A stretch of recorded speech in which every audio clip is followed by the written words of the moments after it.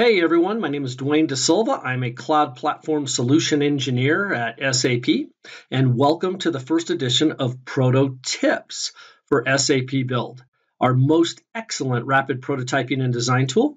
And in this series, we'll be covering a number of tips, techniques, and updates around SAP Build. The raw material for application ideas and concepts is often first captured in the form of whiteboard visuals that are typically created during impromptu, casual meetings, back of the napkin type stuff, or even during formal design thinking sessions. So in this video, I'm going to show you how you can create and upload these visuals into SAP Build to use as the foundation for creating rapid prototypes without coding.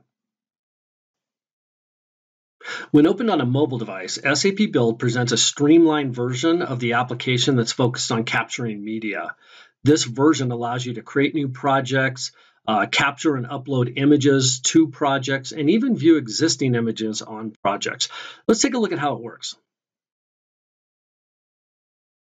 If you don't have an existing project to hold your images, simply select the Add Project button, then give it a name. Next, select Upload Images and choose whether to use the camera or grab existing images from the library, your choice. Here we're going to grab a few pictures of our whiteboard drawings. Repeat this as many times as needed.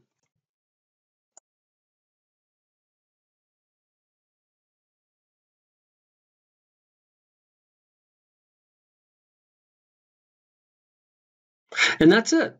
The next time you open the full version of SAP Build, your project and images will be ready to go. Well, thanks for watching. Be sure to check out our new book on SAP Build, and we'll see you soon.